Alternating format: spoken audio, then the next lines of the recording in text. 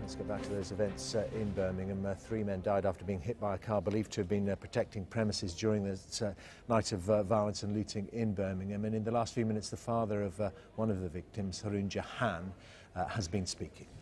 Name, Haroon Jahan. He was 21 years old. He was a good lad. Everybody in the community here knew him because he stood up for the community. And unfortunately, he was killed last night with 2 others that were his friends. I don't know what to say. Murdered last night. He was a good lad, and basically he was standing here defending his community. There was fires down there. They broke into the petrol station, smashed up the petrol station, the social club. They beat up a few of the people around here, and because he's a young chap, he was inclined to join the community of all the locals around here. Everybody was on the corner, and the car come out of nowhere for God knows what reason. You know, yesterday... And something happened, and all I know is that I was standing local here, and the accident took place, what, 100 yards away from me? I heard the thud, I ran around, and I seen 3 people on the ground. And my instinct was to help the 3 people. I didn't know who they were, who'd been injured. I helped the first man, and somebody from behind told me that my son was lying dead behind me. So I started CPR on my own son. My face was covered in blood, my hands were covered in blood. Why?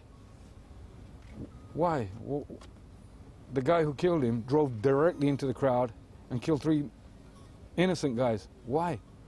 What was the point of doing that? I don't understand.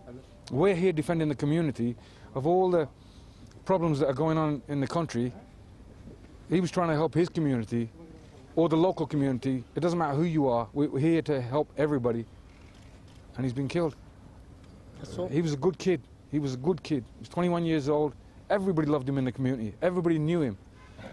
He was a very well-liked kid. Nice lad he was. And police not doing their job. You lose your son. I can't describe to anyone what it feels like to lose your son.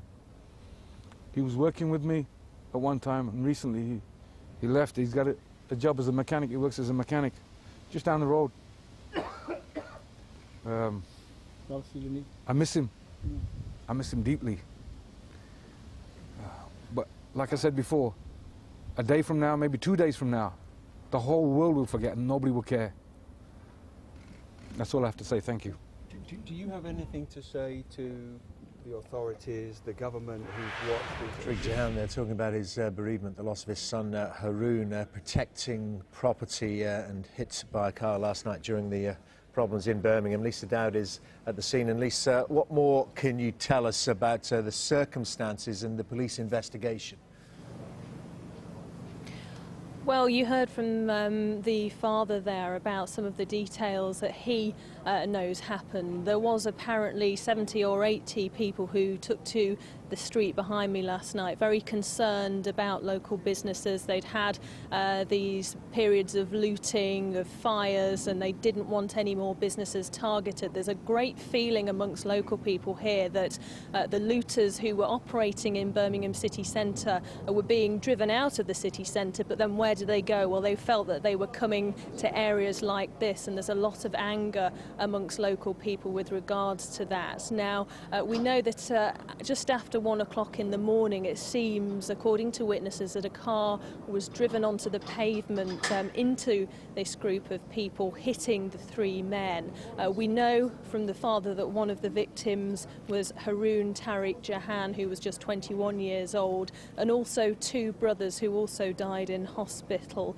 They have been named locally as Shehzad Ali and his brother Abdul Musavir. We know that police are treating their deaths as murder. That investigation is fully underway now.